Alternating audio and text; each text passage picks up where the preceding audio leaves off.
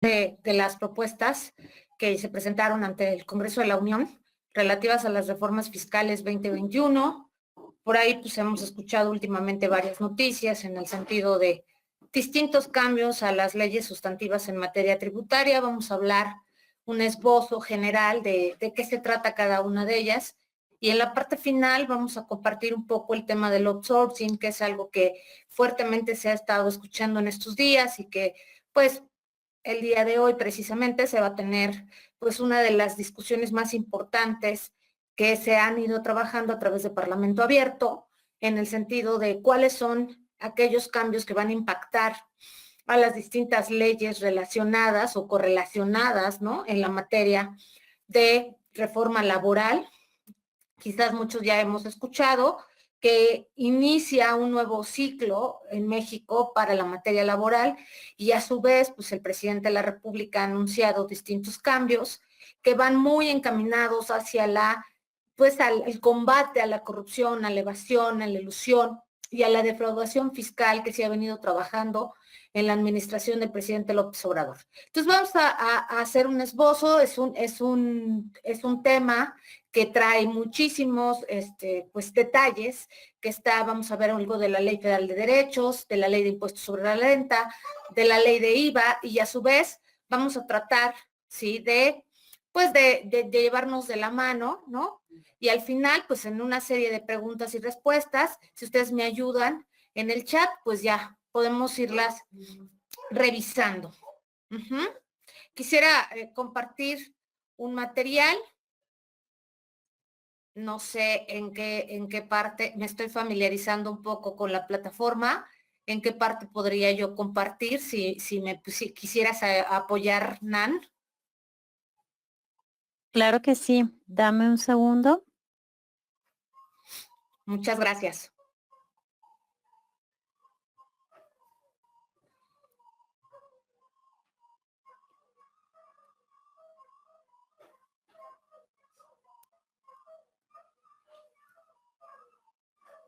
Ya debes tener habilitado el botón de mostrar mi pantalla.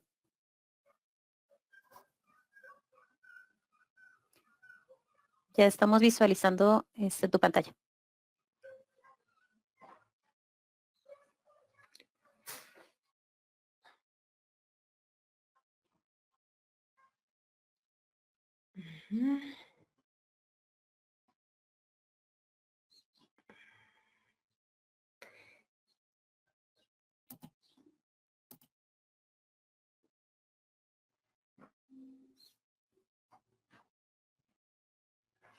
En compartir me voy a ayúdame un poquito ahí.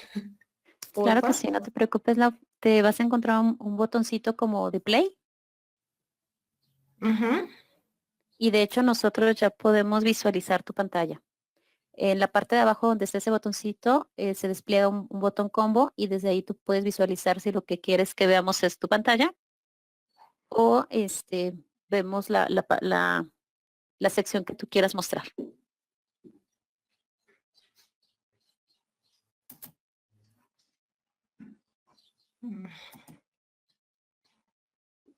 Ya si quieres desde tu pantalla, únicamente selecciona tu presentación. Desde tu escritorio. Sí.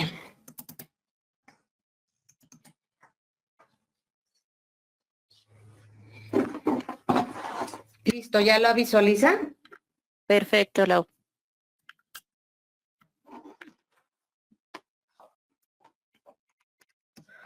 Muy bien. Bueno, ya platicábamos ahorita de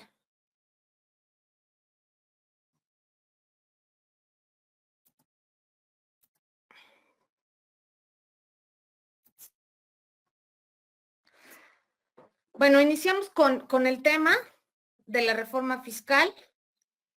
Y bueno, hablábamos un poco de cuáles son los temas que vamos a ir desarrollando.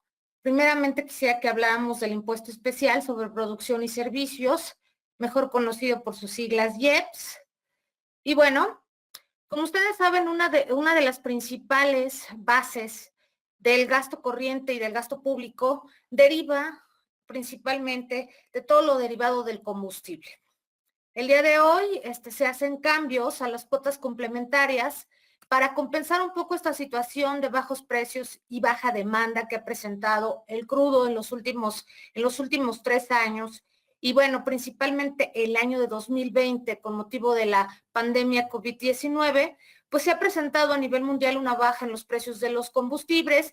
Y esto es porque tenemos una sobreproducción a nivel mundial que por lo tanto, reduce la demanda de gasolina y que a su vez, pues esto impacta severamente para un ingreso menor que ha tenido, entre otros países, México, por la venta de crudo, y esto trae como consecuencia una menor recaudación de los impuestos que se aplican al diésel y la gasolina.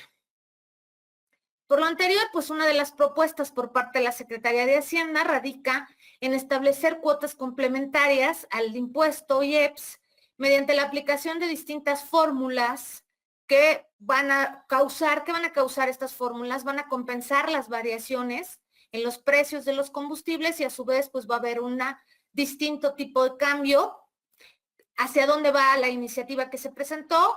Hacia la medida, ¿sí?, nos hace suponer una tasa adicional porque va a haber una modificación importante a las cuotas ya establecidas y que esto se va a tratar de sumar o restar dependiendo la fluctuación de los precios de los combustibles. Esto, en palabras coloquiales, pues bueno, va a haber un anexo al impuesto IEPS ya aplicado a los distintos combustibles y que esto va a derivar en que se modifiquen las cuotas a efecto de poder regular los precios y la demanda del crudo en nuestro país. Unas muy importantes y que aquí es uno de los temas más trascendentes de la reforma fiscal es lo que viene dentro del cuerpo del Código Fiscal de la Federación. Y bueno, una de las reglas que ya venían trabajando desde el año 2020 es la regla antiabuso. ¿A qué se refiere? Esta regla va encaminada a abatir el abuso por parte de aquellos contribuyentes que mediante la utilización de esquemas de planeación fiscal agresivos y sofisticados, ¿sí?, no soportan en razones de negocios y no presentan un interés jurídico adecuado o correcto, y por ende lo que provocan son actos jurídicos que carecen de una razón de negocios y que por tanto benefician a los contribuyentes de una manera ilícita y que se ha venido presentando desde algunos años. Ustedes recordarán que uno de los esquemas que ha tratado de abatir esta administración a partir del ejercicio 2018 es bajar las tasas de esquemas de planeación fiscal agresivos, porque se han detectado que algunas empresas, como se ha llamado de forma coloquial, factureras, pues han utilizado este tipo de prácticas de manera indebida y que muchas veces pueden incurrir en la comisión de un delito en materia fiscal. El día de hoy se presenta pues un nuevo cambio en la regla antiabuso y con esto es que se va a establecer que aquellos efectos fiscales que se generen con la aplicación de la propia regla, ¿sí?, en ningún caso generarán consecuencias en materia fiscal. ¿Sí? ¿En qué sentido? Es importante que la autoridad fiscal soporte que efectivamente los actos jurídicos que realizó ese contribuyente carecen de esa razón de negocio y que por tanto de manera dolosa obtuvo un beneficio fiscal a su favor que puede ser traducida en una tasa o en una base menor, ¿sí?, a la que le corresponde cubrir como parte de las obligaciones fiscales por pagar. ¿Qué sucede? Que aquí en México, ¿sí?, es una presunción de negocios porque ese acto jurídico carece de materialidad, carece de una razón importante y que por ende se entiende que puede existir la posibilidad de que aquellas autoridades fiscales que detecten que un contribuyente no está presentando una razón de negocios ligada a un acto jurídico material, es decir, que de manera verdadera, de manera fehaciente nació la vida jurídica, esto trasciende en que puede existir, ¿sí?, la presunción de un delito en materia fiscal y por ende las autoridades fiscales van a poder entablar una querella de carácter penal con los elementos que considere conducentes y que por ende, pues bueno, va encaminada a todos aquellos contribuyentes que han presentado una simetría fiscal incorrecta y que han expedido comprobantes fiscales digitales que amparan operaciones simuladas o inexistentes y que por ende, sí, se presume que están cometiendo algún ilícito, entiéndase por la defraudación fiscal. Entonces, en este ciclo tributario, el contribuyente presenta un comportamiento anormal, ¿sí? Porque aquellos actos jurídicos, un ejemplo, un contrato, carece de una razón de negocios, es decir, no está ligado con el objeto social de la negociación de la empresa, ¿sí? Y por ende, esto cae en una situación simulada o inexistente que lo lleva a presumir a las autoridades que se puede estar cometiendo un delito derivado quizá de una planeación fiscal agresiva. Entonces, el día de hoy, la redacción de la norma va en el sentido de que las autoridades podrán ejercer acción penal en todos aquellos casos en los que se detecte que no existe una razón de negocios como lo que acabamos de explicar. Otra parte importante es la escisión de sociedades. Sabemos que aquellas empresas, y vamos a hablarle aquí para efectos coloquiales, aquellas empresas que se han considerado como factureras, ¿sí? O empresas fantasma, una de las figuras que utilizan mucho en materia jurídica es la escisión de sociedades. Entonces, actualmente la escisión de sociedades no se considera como una enajenación de activos para efectos fiscales cuando se cumplan los requisitos establecidos en el propio Código Fiscal de la Federación, pero en la reforma que está presentando la Secretaría de Hacienda y Crédito Público dice que las autoridades han detectado algunos casos en que por medio de la escisión se transmiten valores a nivel de subcuentas a las empresas excidentes que en su opinión no existen, por lo que se está en presencia de una transmisión de activos, sino de una creación de conceptos, ¿sí? Como muchas o como casi todas la redacción de las distintas leyes en materia tributaria, ya sabemos que son un poco complejas, ¿sí? Pues bueno, no es muy clara en el sentido de que la norma, ¿sí? Establece que se considerará enajenación cuando en el capital contable de alguna de las empresas involucradas surge un concepto o partida independiente del nombre con el que se le designe, cuyo importante no hubiera estado reconocido en la empresa excidente, lo que desde un punto de vista técnico contable resultaría imposible, ya que la suma de los capitales contables de las empresas excididas y excidentes siempre debería de coincidir con el capital contable de la empresa originaria. Bueno, vamos a poner un ejemplo. Hay dos empresas, estas dos empresas deciden utilizar la figura de la escisión de sociedades. ¿Y qué nos dice la autoridad en esta reforma, en esta iniciativa? Que debería de cuadrar desde el punto técnico contable el capital contable de ambas empresas para que éste coincida, es decir, tenga simetría fiscal y que no se presuma que puede haber la existencia de una transmisión de valores entre esas dos empresas excidentes que podría presumirse como una transmisión de activos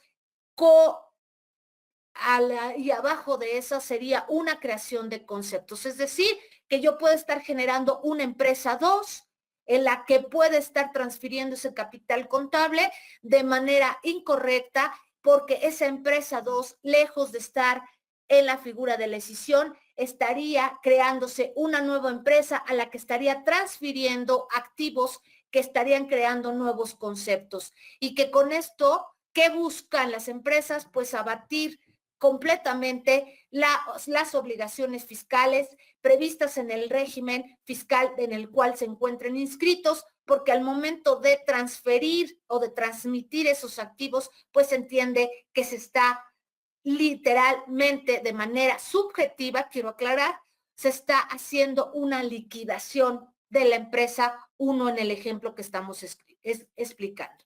El uso de la tecnología, y este fue muy discutido, es que como parte de un mejor ejercicio de las atribuciones de las autoridades fiscales, pues quisieron incorporar el uso para efectos fiscales de herramientas tecnológicas, cámaras fotográficas, video, grabadoras, teléfonos celulares, para permitir recabar información, que esto ayude a las autoridades fiscales en la constancia de hechos que detecten en el ejercicio de sus actuaciones, es decir, el plan era utilizar el uso de la tecnología. Ojo, esto tiene sus cambios en el sentido de que hubo una discusión al interior del Congreso de la Unión en si esto estaría violentando los derechos humanos de los contribuyentes en razón de que estarían ya la autoridad fiscal violando el derecho de privacidad al que todos tenemos, ¿sí?, acceso y que está previsto en la Constitución Política de los Estados Unidos Mexicanos. Sin embargo, la autoridad fiscal hasta el día de hoy, y no debemos de perder de vista,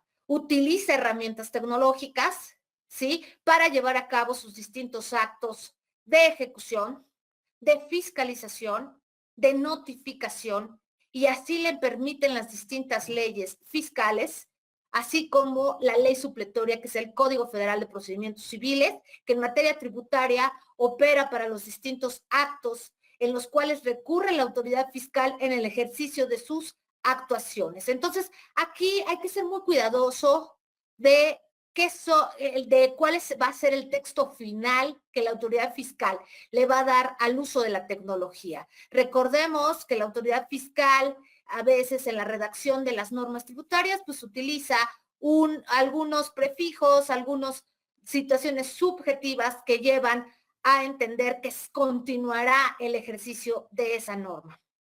Las multas relacionadas a los precios de transferencia, aquí el día de hoy está poniendo como una multa grave el incumplimiento en materia de precios de transferencia y que se va a entender en que lo que se elimina es la posibilidad de reducir al 50% lo que respecta a las multas por infracciones en dicha materia, es decir, se hacen ajustes en el plazo, en los efectos del pago de la multa y se reduce hasta en un 20% para ser congruente, ¿no?, con el plazo que tiene el contribuyente para interponer el recurso de revocación o el recurso administrativo, que es dentro de los 30 días. En la iniciativa se señala que existirá una mayor fiscalización en materia de precios de transferencia, porque lo que se pretende es aumentar la percepción de riesgo por parte del contribuyente y así coadyuvar a su cumplimiento. Recordemos que aquellos generalmente, y así lo señala la norma tributaria,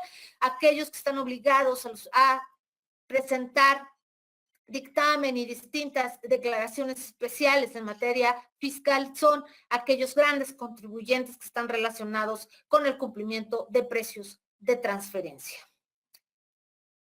Otra de ellas es para los concesionarios de redes públicas de las telecomunicaciones y bueno, en este caso se pretende, el texto dice, una sanción que puede ir hasta de 500,000 a 1,000,000 de pesos a aquellos concesionarios que hacen uso de la red pública de telecomunicaciones y que no cumplan con ese plazo de 5 días que tienen, con la orden de bloquear su acceso al servicio digital del proveedor o bien en su caso, pues existir, ¿sí?, una orden. Hasta que no exista una orden, se hará el desbloqueo de dicho servicio. Aquí quisiera hacer un comentario. La jefa del Servicio de Administración Tributaria ha hecho un señalamiento que una parte bien importante de aquellos contribuyentes que han incurrido en operaciones simuladas e inexistentes viene dentro del rubro de las telecomunicaciones. Ellos han detectado que generalmente en México, en los últimos 10 años, los contribuyentes que presentaron un comportamiento anormal, diferente en sus operaciones, en su simetría fiscal, son aquellos que han simulado y que han realizado, presentado, ¿sí?, operaciones inexistentes, que han deducido operaciones simuladas o inexistentes. Yo les llamo EFOS y EDOS, ¿sí? Vienen dentro del rubro de redes públicas de telecomunicaciones y que principalmente el asiento de sus actividades preponderantemente económicas se localiza en 2 estados de la República que ha detectado la autoridad, que es Jalisco y Nuevo León. Vamos a hablar de la ley del impuesto sobre la renta. Y bueno, un tema que ha dado mucho que hablar es todo aquello que está relacionado con las donatarias autorizadas, ¿sí? Que son aquellas personas morales no contribuyentes del impuesto. ¿Y qué se propone hacer con esta modificación? Es evitar utilizar en actividades preponderantemente económicas, ¿sí?, la figura de donatarias autorizadas. Por ende, se van a modificar las disposiciones aplicables para establecer que solo podrán acceder a dicho régimen las entidades que otorguen becas y que se dediquen al sector de investigación científica tecnológica, investigación o preservación de flora y fauna silvestre, terrestre o acuática, o la reproducción de especies en protección o en peligro de extinción, y por último, conservación de su hábitat cuando tengan autorización para recibir donativos deducibles. Nuevamente, la autoridad fiscal ha hecho declaraciones en el sentido de que una figura que ha sido utilizada por contribuyentes que están en prácticas que se pueden presumir como una comisión de un delito en materia fiscal y que han incurrido en prácticas como la evasión, la elusión y la defraudación fiscal, se ha detectado que la figura que se utiliza es el de donataria autorizada. Y entonces no hay, ¿sí?, un objeto social que de verdad esté ligado con esa figura que está prevista en la ley y que tiene que ver con una donataria autorizada. Entonces, se detectó que muchas de estas donatarias autorizadas, ¿sí?, no cumplían con los requisitos previstos en ley, que continuaban tributando en este régimen al tener vigente su autorización por parte del Servicio de Administración Tributaria, y sin embargo su objeto social no estaba relacionado con el previsto en ley para las donatarias. Entonces pone un candado la autoridad en el sentido de que únicamente podrán acceder a este régimen los que ahorita acabamos de mencionar. En la ley del impuesto al valor agregado, ¿sí?, se concentra una serie de modificaciones y de disposiciones, ¿sí?, que van a irse presentando en distintos momentos. Una de ellas tiene que ver con la enajenación de muebles usados, es decir, los servicios de intermediación, ¿sí?, que se prestan a terceros a través de plataformas digitales y que permiten la venta de bienes usados que no son objeto de IVA. Esta disposición se modifica ya que no existía un fundamento para dicha exención. Como ustedes saben, yo tengo derecho a enajenar muebles usados y que no estaba dentro de o no estaba afectado para el pago del impuesto al valor agregado, no eran objeto de IVA. Sin embargo, en el cuerpo de la ley no se entendía si efectivamente estos servicios de intermediación prestados a terceros a través de esas plataformas digitales, pues estaban exentos de IVA. En el cuerpo de la norma que se va a modificar, pues bueno, ya va a existir un fundamento para dicha exención, ¿sí?, en el cual pues se va a hacer esta distinción. Servicios prestados a través de plataformas digitales comercializadoras. ¿Esto qué tiene que ver? Bueno, son aquellos que derivan de un cumplimiento fiscal. Sabemos que todos aquellos contribuyentes que prestan servicios a través de plataformas digitales comercializadoras, pues son objeto de IVA por la prestación de dicho servicio.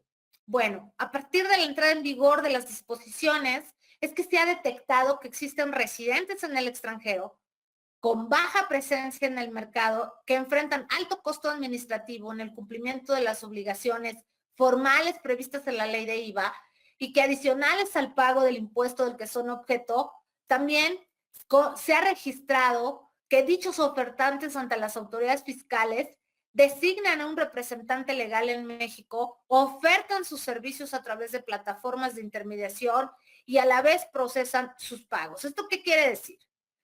Se ha detectado que muchos de los servicios que prestan los contribuyentes a través de esas plataformas digitales comercializadoras, adicional a que ellos intentan o han intentado o así lo han hecho, tributar fuera de territorio nacional, teniendo un representante legal en México y ofertando servicios a través de estas plataformas bajo la figura de una intermediación con la cual procesan esos pagos y se intenta hacer ver a la autoridad fiscal que no tienen un asiento, no tienen un negocio establecido en territorio nacional y que están operando desde el extranjero al no tener establecimiento permanente en México. Y sin embargo, la situación ya vemos que se ha ido regulando poco a poco el día de hoy con los cambios, con los distintos cambios a todos aquellos prestadores de servicios a través de plataformas digitales, entiéndase por estos, Mercado Libre,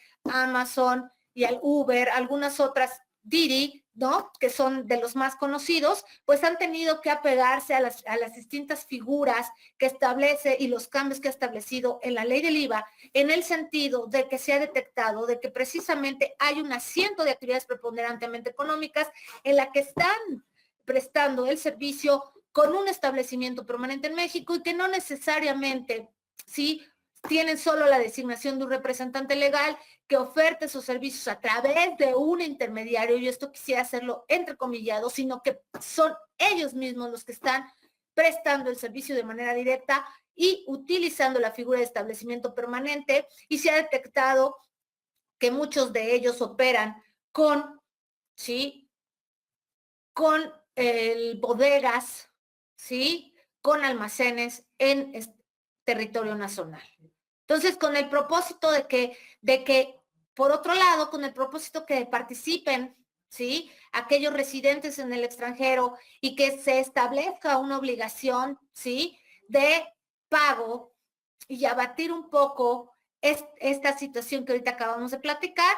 Entiéndase que esto puede ser personas morales o personas físicas que procesen este tipo de pagos, pues bueno, se liberarían aquellos prestadores de servicios digitales del registro y cumplimiento de sus obligaciones formales establecidas en la ley del IVA, siempre y cuando, sí, al momento de ser requeridos por el adquirente, los bienes o servicios, sí, se deberán realizar con la emisión del comprobante fiscal correspondiente y establecer dentro del cuerpo, entre los requisitos que traiga ese comprobante fiscal digital, pues debe de tener ese nombre, el nombre del tercero, a quien se realizó la retención de IVA, y con esto, ¿sí?, tratar de identificar si en la operación, si en la prestación de servicios hubo la figura de la intermediación.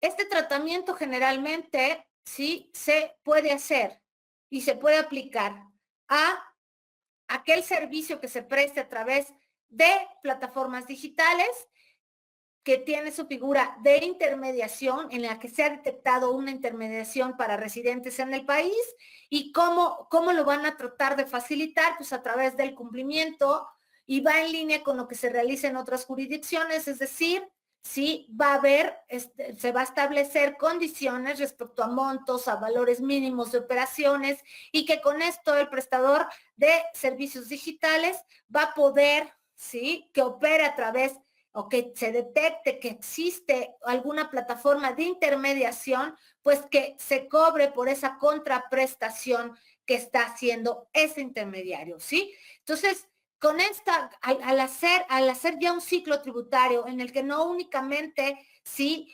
participarían dos figuras, dos sujetos, sino se presentaría la intermediación en el sentido de que habría ese tercero y que la autoridad fiscal detecte con el ejercicio de sus facultades de comprobación o de actos de fiscalización, detecte que se está utilizando una plataforma de intermediación, pues en ese sentido es que se cobrarán las contraprestaciones, en el sentido de que será aquel contribuyente que, ¿sí?, presente la prestación de servicios de manera final, el que también intervenga en el ciclo de IVA.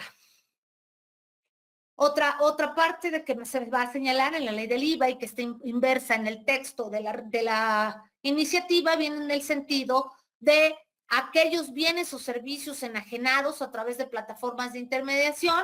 El IVA correspondiente a dichos bienes o servicios, pues se va a publicar de manera expresa y por separado en cualquiera que sea el medio en el que se oferten, es decir, que se propone que las plataformas publiquen el precio de los bienes o servicios enajenados sin manifestar el IVA de forma expresa y por separado, siempre y cuando en dichos precios se encuentre incluido el IVA de estos bienes y servicios y se publique la leyenda IVA incluido. A este respecto, cabe mencionar que dicha opción está disponible actualmente a través de la regla miscelánea fiscal que corresponda, por lo que se observa que la modificación pues persigue el objetivo de incorporar dicha facilidad al cuerpo del IVA. Bueno, ¿de qué se trata? De que desde hace ya, pues arribamos a más de 10 años, una de las reformas más importantes fue en el sentido de que todos aquellos productos o servicios que oferten los distintos contribuyentes al público en general debían de traer la inversa, la leyenda IVA incluido, y que bajo ninguna circunstancia el IVA iba a estar, ¿sí?, ajeno al precio total con el cual nos están ofreciendo el servicio. Si ustedes utilizan alguna de las plataformas digitales de transporte, el día de hoy, al momento de que su viaje ha terminado, vamos a hablar de Uber en específico, su viaje ha terminado, el día de hoy vemos un desglose de IVA, el precio del viaje, del peaje, como le ponen, el IVA y el precio total por esa prestación de servicios de transporte. Lo que está diciendo la autoridad en esta iniciativa que presentó es que el precio final debe de traer ya incluido el IVA y que todos aquellos comprobantes fiscales digitales que emitan los contribuyentes que estén bajo este régimen de plataformas de intermediación, de plataformas digitales, deberán de incluir en el precio total el IVA, así como incluir la leyenda IVA incluido. Otro rubro que se está manejando es el que tiene que ver con las sanciones, ¿sí? En el cual, pues bueno, ya se había hecho una propuesta de reforma en el año anterior en el sentido de todos aquellos prestadores de servicios digitales y que no se han registrado al RFC, que no han designado un representante legal y que proporcionen un domicilio en México que no, o que bien no tengan la firma electrónica, pues estarían sujetos a un bloqueo temporal de acceso al servicio digital Internet y que esto provocaría que estén imposibilitados para ofrecer sus servicios. Esta situación, pues bueno, se va a dar a conocer a través de una publicación en el Diario Oficial de la Federación para que los usuarios de dichos servicios pues puedan prever su posible afectación. Esto ya se adelantó un poco de fiscal, en pláticas que tuvieron con el IFETEL, pues bueno, se designó que a partir de el mes anterior, ¿sí?, se empiece un poco a llevar de la mano con la publicación en Diario Oficial que aquellos contribuyentes, ¿sí?, que no cumplan con los requisitos previstos en la norma, que no estén registrados al RFC, que se detecte que no tienen un representante o que bien han hecho uso de un domicilio virtual, que no tenga los requisitos, este domicilio previstos en el Código Fiscal de la Federación y que tampoco hayan obtenido una firma electrónica, una e-firma, pues bueno, se entenderá que una de las sanciones es que se les va a suspender, ¿sí?, la posibilidad de tener acceso al servicio digital Internet, lo que provocaría que no pudieran prestar sus servicios. ¿Qué se propone? Que adicional al bloqueo temporal de acceso al servicio digital, ¿sí?, pues, y que estén registrados, que omitan el pago de sus impuestos, ¿sí?, que no presenten declaraciones informativas, que a su vez estén omitiendo con las obligaciones de notificarle a la autoridad fiscal que cuentan con un representante legal, pues también se procederá a la cancelación de su RFC de servicios digitales que ya hayan estado registrados, que omiten el cumplimiento de sus obligaciones previstas anteriormente, las que señalamos, y esto va a ser publicado en el Diario Oficial de la Federación, así como en la página electrónica del Servicio de Administración Tributaria, independientemente de las sanciones que actualmente están previstas en la ley del IVA, por la omisión de las obligaciones descritas. Es decir, cada vez hay más candados para aquellos prestadores de servicios que se ha detectado digitales o que se ha detectado que a través de plataformas son omisos en la presentación de sus distintas obligaciones en materia fiscal y que se ha detectado también el incumplimiento, ¿sí?, por parte a ciertos requisitos importantes, como lo es el que tengan que ya veníamos platicando de que no presenten sus declaraciones, que no cumpla el domicilio con los requisitos previstos en el Código Fiscal de la Federación, que a su vez no tenga nombrado un representante legal y que esto esté registrado en el RFC y que lo detecte a través de su plataforma digital que tiene el Servicio de Administración Tributaria y que vengan presentando un comportamiento, sí, anormal, con incumplimiento, bueno, pues adicional a todas las sanciones previstas en la ley del IVA, también pues serán acreedores a la cancelación del RFC, ¿sí?, si no cumplen con las obligaciones de las cuales estamos platicando. Bueno, aquí en el dictamen de origen de la iniciativa de reforma fiscal, pues incluyeron distintos cambios a la ley de ingresos de la Federación. Sí, ya platicamos de la ley del impuesto sobre la renta, de la ley del IVA y del Código Fiscal de la Federación. Y pues bueno, vamos a esta parte, ¿no? Quisiera que platicáramos un poco, pues bueno, ¿qué sucede con la figura del aseguramiento precautorio para terceros? Pues bueno, por ahí se hizo, ¿sí?, una cláusula que se está habilitando en el sentido de que con la finalidad de que el Servicio de Administración Tributaria, mediante reglas de carácter general, establezca requisitos y condiciones para ejercer la atribución prevista en la fracción tercera del mencionado artículo. Bueno, vamos a hablar un poco de esta figura del aseguramiento precautorio. Pues bueno, lo que sucedía es que en el momento en el que ejecutaba la autoridad fiscal, sí, las distintas acciones previstas en ley para recuperar o hacer el cobro de distintos créditos fiscales, pues se detectaba que el contribuyente no contaba con la garantía del interés fiscal y por ende a ese tercero al que había señalado, pues tampoco podía ubicarlo, ¿sí? Y que ese tercero que había propuesto, que había nombrado el propio contribuyente, pues se encontraba como no localizado y que, o bien, si la autoridad fiscal lo tenía como localizado, pues no tenía bienes, ¿sí?, dentro de su patrimonio que pudieran ser objeto de embargo o de aseguramiento precautorio. El día de hoy, pues se hacen un cambio al texto de los artículos previstos en el Código Fiscal de la Federación, en el sentido de que el propio SAT pues podrá establecer a través de reglas de carácter general, pues qué condiciones y qué requisitos sí debe de cumplir ese tercero que nombre los contribuyentes para el caso de este tipo de prácticas como las que estamos platicando. Aquí ya platicamos un poquito. ¿Qué sucede con las visitas domiciliarias? Bueno, las visitas domiciliarias, pues el día de hoy se está facultando, ¿no? Y se va a facultar a los funcionarios que están activos para el Servicio de Administración Tributaria que practiquen una visita domiciliaria para valorar las pruebas exhibidas por los contribuyentes y desvirtuar, en su caso, las irregularidades detectadas.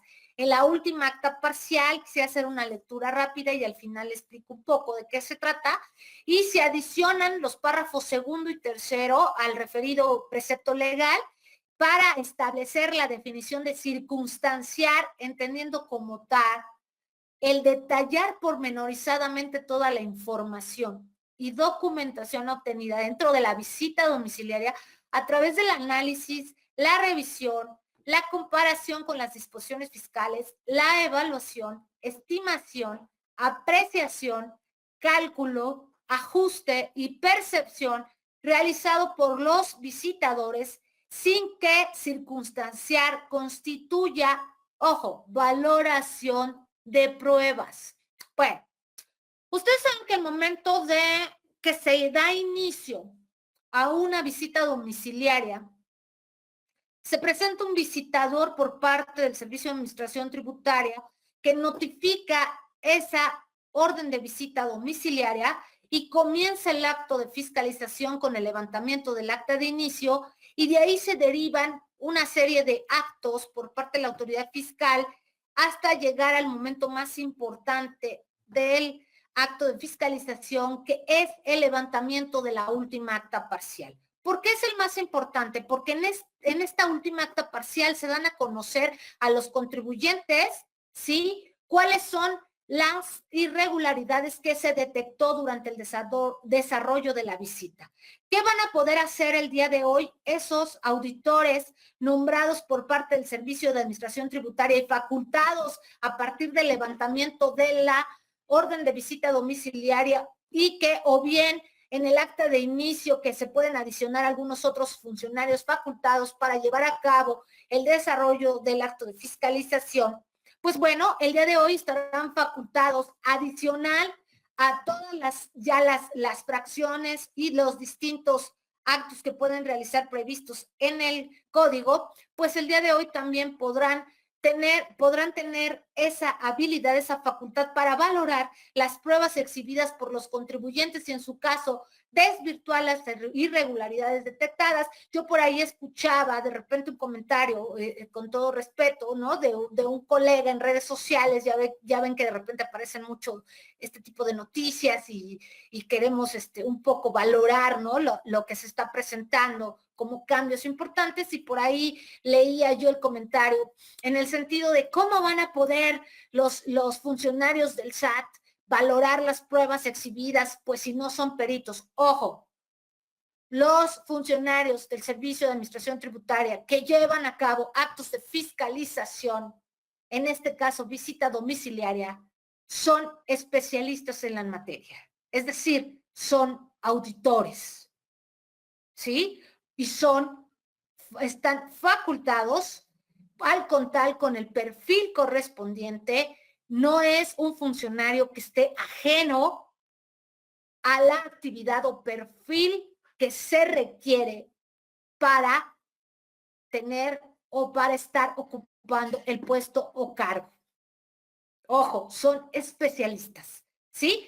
Entonces, ¿qué sucede? Que también los obligan en el texto que se está proponiendo a que circunstancien de manera detallada, pormenorizada, todos los hallazgos que han encontrado, toda la información y documentación que se encuentre, que se obtenga con motivo de la visita domiciliaria, y que a través de un análisis, una revisión, una comparación, una evaluación, una estimación, una apreciación, cálculo correspondiente, papeles de trabajo, ajuste y percepción, pues sin que, y esto por eso les decía al final, sin que circunstanciar constituya valoración de pruebas. No están haciendo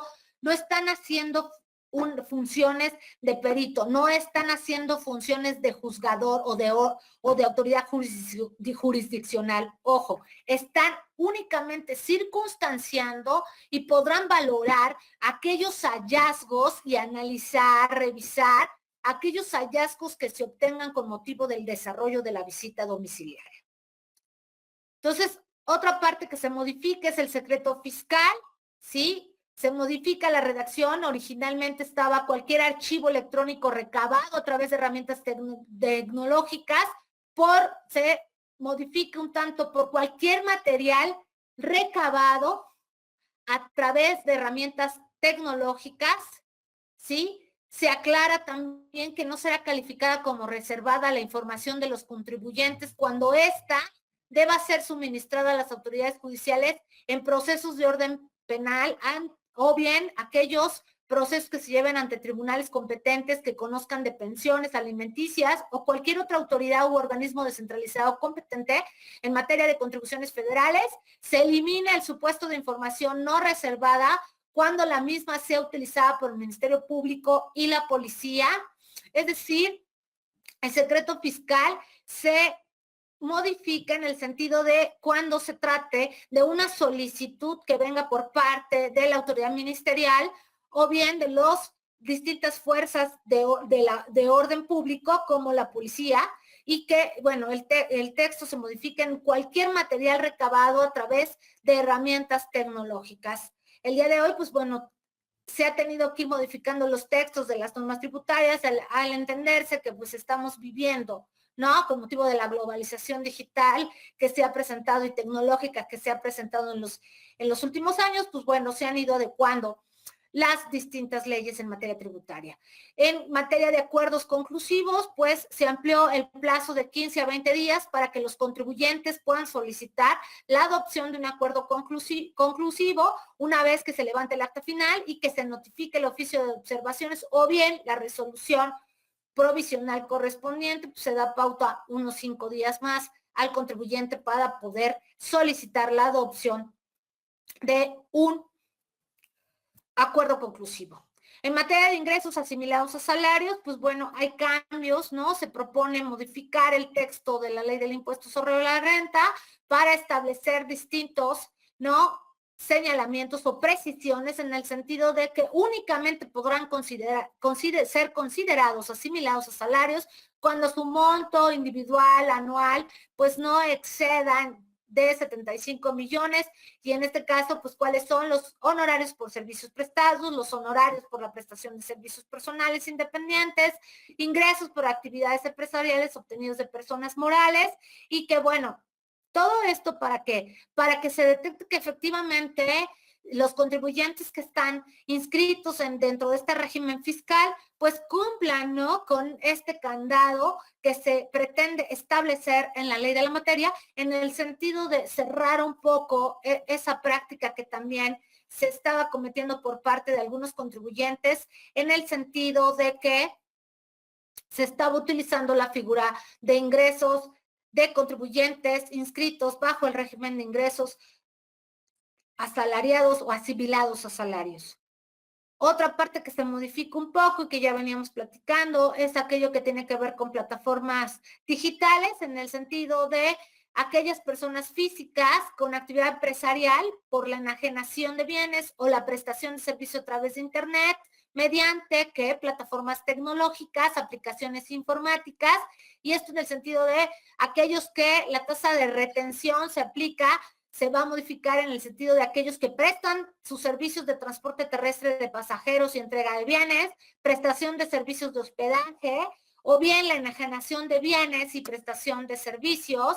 Entonces, hay modificaciones a las distintas tasas de retención. Ya platicábamos aquí un poco del esquema. Y vamos a la Ley Federal de los Derechos, ¿sí? En el sentido de cuáles son las modificaciones más importantes que se pretenden presentar y que ya se presentaron dentro de ese paquete económico, pues vienen aquellos derivados, ¿sí? A la industria minera, que por la crisis sanitaria, pues se ha visto afectada, ¿sí? Principalmente en sus servicios que prestan. Y bueno, se pretende modificar, ¿sí? Que se presente una situación importante para aquellos contribuyentes que estén dentro del régimen de industria minera y que sobre este sentido, pues bueno, se pretende que se permita acreditar hasta el 50% de un crédito, siempre y cuando, esto entiendas, es un estímulo fiscal, siempre y cuando sí exista el cumplimiento de las obligaciones independientes. Y ya para finalizar, nos quedan unos cuantos minutos, tenemos que la propuesta de reforma de subcontratación, pues bueno, vienen inversas, ya platicamos al principio, la Ley Federal del Trabajo, la Ley del Seguro Social, la Ley de Infonavit, Código Fiscal, Ley de ICR, Ley del IVA. Y bueno, ¿qué se pretende regular? ¿Qué se está discutiendo? La subcontratación, los servicios especializados, las agencias de colocación, ¿sí? ¿Qué se prohíbe? Pues que una persona moral, física o moral, proporcione o ponga a disposición trabajadores propios en beneficio de otra, que si se quiere, pues que se permita la prestación de servicios especializados o la ejecución de obras que no forman parte del objeto social ni de la actividad económica de la beneficiaria de los mismos. Se requiere autorización por parte de la Secretaría de Trabajo y Previsión Social. Se deberá de inscribir en un padrón público. ¿Qué sucede con las agencias de colocación? Pues podrán intervenir en el proceso de contratación, reclutamiento, selección, entrenamiento, capacitación, pero en ningún caso este intermediario se considerará como un patrón. Y bueno, ¿qué tipo de sanciones son a las que se pueden hacer acreedores los contribuyentes que se detecte que incurran en esta práctica de subcontratación laboral? Pues que se puede llegar a procesar la comisión del delito en materia fiscal, entiéndase defraudación fiscal, no se va a permitir que deduzcan impuestos y se va a imponer multas a quienes los incumplan. Bueno, y pues estos son mis datos y estamos a sus órdenes. Con esto concluyo. Muchas gracias.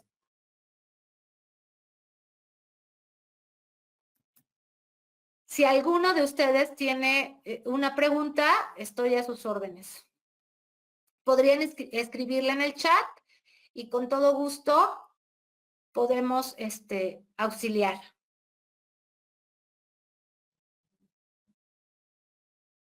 Lau, muchas gracias por, mientras van escribiendo nuestros asistentes alguna pregunta que puedan hacerte. Recuerden, este es el momento, no tenemos un espacio para preguntas y respuestas, pero además, pues bueno, quiero aprovechar también este pequeño espacio, Lau, para pues felicitarte por la información que nos compartes. Pues realmente sí va a ser de mucha utilidad, sobre todo para aquellos contribuyentes que en este momento pudieran estar dentro de una figura de ese tipo. Entonces, pues vamos viendo algunas preguntas a través del chat. No sé si ya tengas por ahí alguna pregunta que puedas visualizar.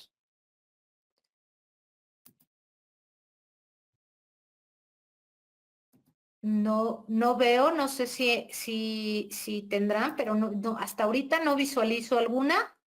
Digo, qué padre, porque eso quiere decir que todos estamos completamente en la sintonía de haber tenido una excelente retroalimentación y estamos entendiendo el tema. No sé si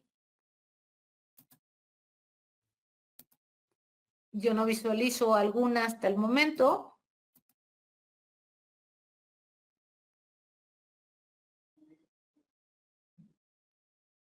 Déjame, te comparto algunas preguntas de las que ya tenemos aquí en el chat. Perfecto. Tú indícame, te las voy compartiendo y Sí, nos por ayudas con la favor. respuesta. Sí, ¿Sí? por favor. Pero bueno, aprovechando también nos preguntan por aquí algunas personas que si el material se va a compartir, ¿nos compartirías tu presentación, Lau, para que quede como material para nuestros asistentes? Claro que sí, con todo gusto. Ok, nos pregunta Alfonso Ángeles, en caso de que las personas que venden por plataformas como Amazon o Mercado Libre, las retenciones a personas físicas la persona física, ¿a quién las factura? Ok, bueno, ahí que habría que revisar cómo se hizo la inscripción al RFC y recordar que aquellos que prestan el servicio hasta el día de hoy en plataformas digitales, a lo que está invitando la autoridad fiscal es a que se apeguen un poco a los últimos cambios que ha realizado. Y bueno, ahí es bien importante ver cómo se hizo la inscripción al RFC y detectar a qué obligaciones estaría coadyuvado ese sujeto. Y bueno, entiéndase que puede ser persona física o persona moral y que no necesariamente un prestador de servicios de plataformas digitales o de servicios digitales puede ser una persona física, también lo puede ser una persona moral. Entonces, sí, ahí habría que revisar en el caso en específico cómo fue que se realizó o cómo es que está realizado esa inscripción al RFC y bajo qué régimen fiscal o tributario se dio de alta. Muchas gracias. Mira, nos pregunta Gustavo Cortés, las retenciones por medio de las plataformas digitales, ¿serán sujetas por un monto de 5,000 pesos como se había establecido? No, esto ha tenido modificaciones. Yo invitaría al compañero a que revisara la página electrónica del SAT, www.sat.gov.mx. Por ahí hay un tutorial de mucha utilidad en el sentido de cómo es que van tributando a aquellos contribuyentes que se encuentran inscritos al RFC y que están dentro de este régimen especial de plataformas digitales que prestan sus servicios para que detecte que esta figura ha tenido un poco de cambios. A veces escuchamos noticias, ya lo decía y lo señalaba yo varias veces, esas noticias a veces nos confunden un poco, pero hay un tutorial de mucha utilidad y que está al acceso en internet y de verdad es de mucha ayuda. Muchas gracias. Nos pregunta Aida Nava, ¿qué sucede con el 6% de retención? ¿Se considera como subcontratación? Esto va a sufrir cambios. Les mencionaba al principio que el día de hoy se va a llevar a cabo una de las discusiones más importantes al interior de las mesas de trabajo o Parlamento abierto, que están discutiendo el tema de subcontratación laboral, porque obviamente esta retención que se había ido manejando durante este ejercicio fiscal, pues va a sufrir cambios importantes. Sin embargo, hasta en tanto no se tenga ya el texto final, recordemos que se están integrando a estas mesas de trabajo el sector empresarial, el sector social, la propia ciudadanía, adicional al Congreso de la Unión, la Comisión de Hacienda. Entonces, el día de hoy es una parte bien importante. Ayer anunciaba el propio Congreso de la Unión, es la parte final del texto y con esto ya vamos a conocer si ese 6% de retención que hasta el día de hoy se venía manejando, la autoridad fiscal lo va a presumir como una subcontratación laboral. Hasta que no tengamos ese texto que espero que el día de hoy quede ya firme, pues ya estaremos conociendo el día de mañana, a más tardar, cuáles son los cambios ya en materia de retención. Tenemos aquí una pregunta de Omar Dávalos, que nos dice, de las sanciones con motivo de defraudación fiscal, solo implican multas onerosas, no implica causa penal hasta este año 2020, ¿cierto? Entiendo que una de las iniciativas del año 2021 es que ya la autoridad fiscal podrá ejercer una querella ante una autoridad en materia penal. ¿Así es? Bueno, aquí su servidora laboró para el Servicio de Administración Tributaria 10 años y uno de los secretos que queda entre nosotros, de los secretos del Servicio de Administración Tributaria, es que la autoridad fiscal siempre ha podido querellar.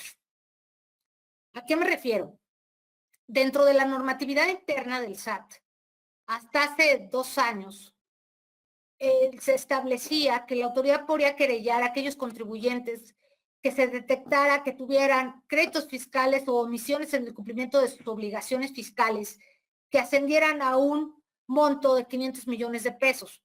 O sea, ¿a qué me refiero con este ejemplo? Que la autoridad siempre ha podido querellar, únicamente que no estaba previsto en la norma tributaria. Sin embargo, sí hacía. Ojo, recordemos que el SAT es mucho, la autoridad fiscal, principalmente el Servicio de Administración Tributaria, es mucho de lo que dicen sus criterios no vinculativos, lo que señala sus reglas de carácter general, lo que señala su resolución miscelánea fiscal, que muchas veces va más allá de lo previsto en las normas tributarias. Entonces, ojo, este es un secreto, siempre ha podido querellar, lo había hecho únicamente que la autoridad ministerial le ponía ese candado y solamente se llevaban a querella a aquellos contribuyentes que presentaban, ¿sí?, un monto de 500 millones de pesos. Sin embargo, pues ahorita ya va a tener esa atribución, ahora sí prevista en la norma tributaria que es publicada en Diario Oficial de la Federación.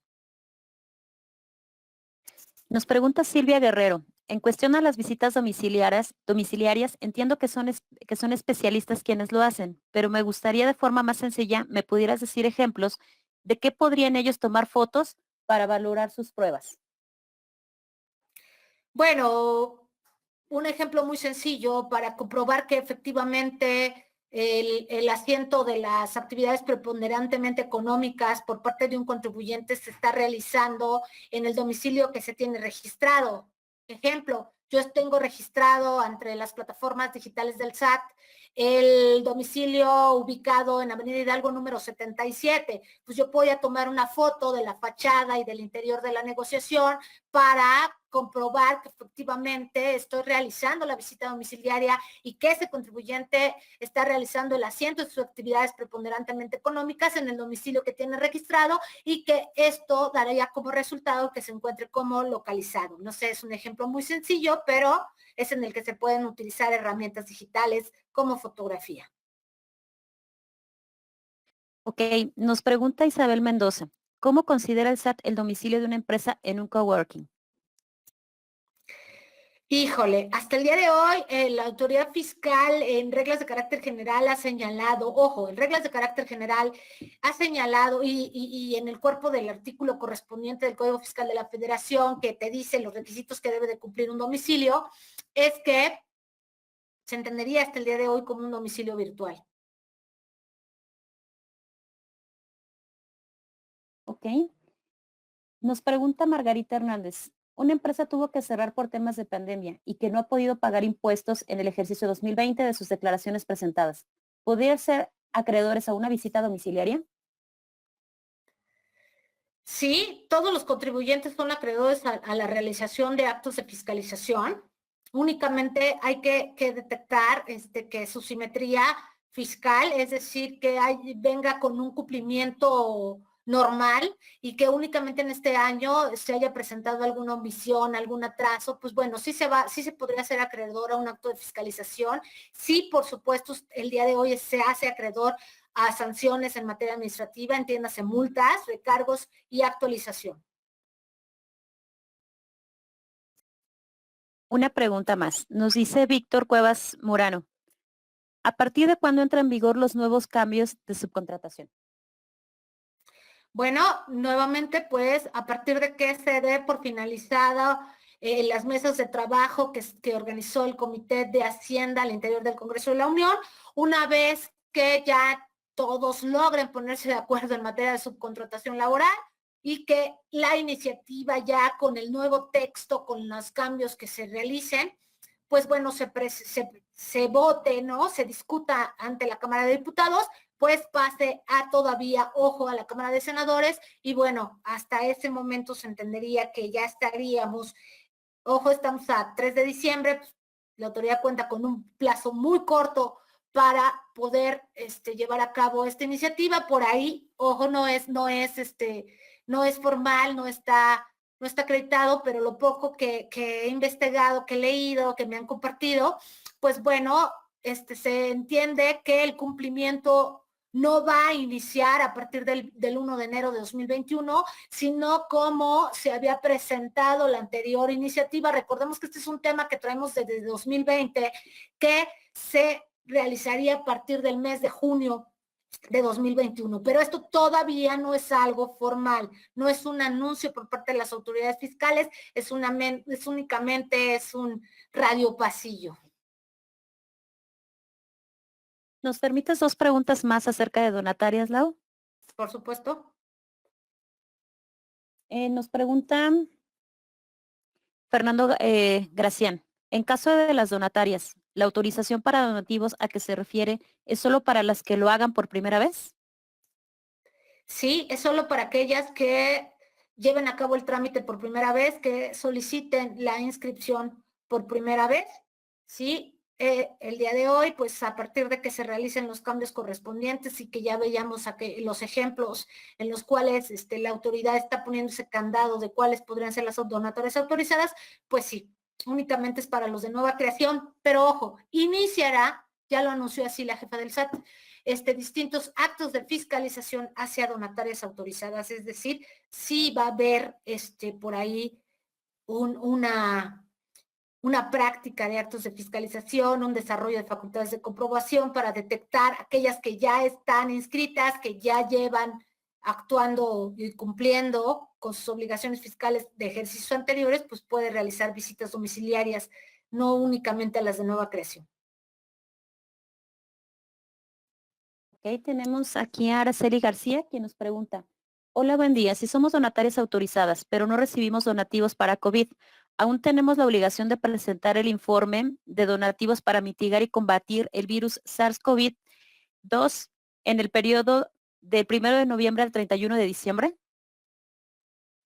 Bueno, ahí tendremos que revisar que efectivamente estaría dentro de la obligación del catálogo, ¿no? De donatarias autorizadas que estarían obligadas a presentar dicha obligación. O sea, no todas las donatorias autorizadas, el objeto esté relacionado con este estímulo, vamos, que anunció la autoridad fiscal. Entonces, ahí tiene mucho que ver con el objeto, ¿no? Con el objeto por el cual fue creada la donataria autorizada. Y nos pregunta Silvia Guerrero, en cuestión de donatarias, ¿qué sucede con con las que dedican apoyos a enfermedades como cáncer, etcétera? ¿No podrán ser donatarias autorizadas? Claro que sí. Esto no quiere decir, bueno, aquí quisiera aclarar porque hay mucha confusión en materia de donatarias autorizadas, ¿no? De repente ya hemos escuchado noticias en el sentido de que ya ninguna va a poder ser donataria autorizada si no se encuentra dentro de lo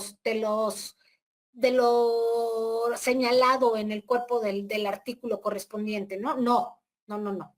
O sea, siempre y cuando cumpla los requisitos previstos en ley, ¿sí? Todo lo que ya está hasta el día de hoy previsto en la ley de la materia y que la autoridad al momento de hacer el análisis de la información y documentación que le hace llegar el contribuyente que quiere acceder a la inscripción de donataria autorizada y que cumpla con estos requisitos, pues va a poder entregar su trámite y ser valorado por parte del área jurídica del Servicio de Administración Tributaria.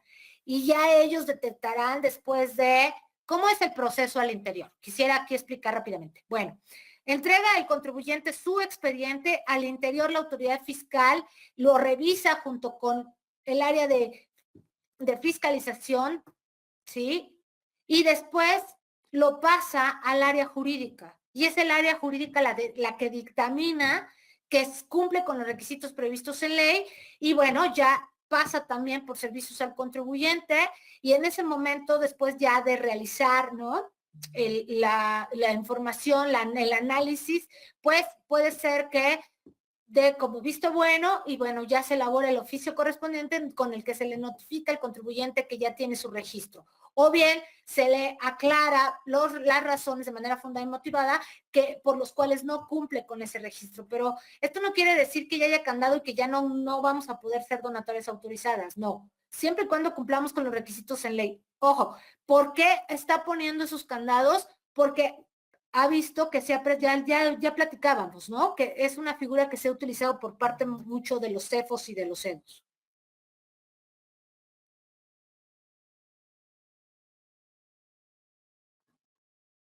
Listo, Lau, pues mira, nada más nos queda una pregunta suelta que es un poquito del tema del teletrabajo y con esto finalizamos la sesión de preguntas. Nos Gracias. indica aquí Adriana Paulina. Buen día. En cuanto a la iniciativa de teletrabajo, ¿va a proceder el pago de luz, internet y telefonía al trabajador? Perdón que sea yo un poco risorio, ¿no? En el sentido, bueno, recordemos que el teletrabajo no es una materia que esté relacionada con lo fiscal o tributario. El teletrabajo como tal va a ser la Secretaría de Trabajo y Previsión Social la que determine a través de reglas de carácter general, en razón de las facultades que tenga la Secretaría, pues sí existirá el pago correspondiente. Ahora, sería fabuloso, pero pues ya lo determinará, ¿no? La Secretaría del Trabajo y Previsión Social. Muchas gracias, Lau, por el espacio que dejamos para preguntas de nuestros asistentes. También muchas gracias por tu exposición. Y pues no sé si para nosotros vamos a continuar ahorita, les comento a todos los asistentes, vamos a continuar ahorita ya con un apartado para que ustedes conozcan herramientas que son de mucha utilidad para algunos de esto que nos estuviste comentando sobre la sesión. Pero no sé, Lau, si tú quieres agregar algo más con respecto a la plática que nos compartiste. No, al contrario, muchas gracias por su atención, y pues esperemos que existan las menos dudas. Recuerden que siempre este tema es un poco rebuscado, pero pues no imposible. Y un consejo, acérquense siempre con los especialistas. Gracias, muchas gracias por la atención, muchas gracias Nancy por el apoyo.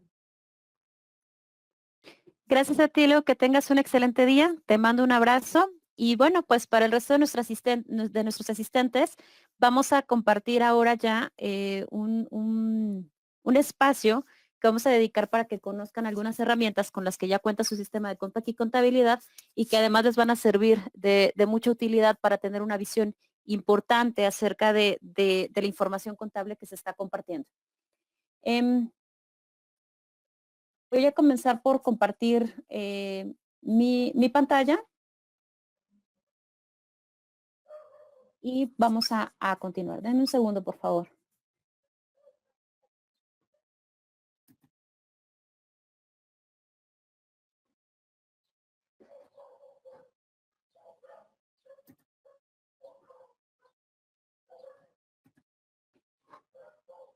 por favor me podrían compartir igual a través del panel de preguntas si pueden visualizar mi pantalla.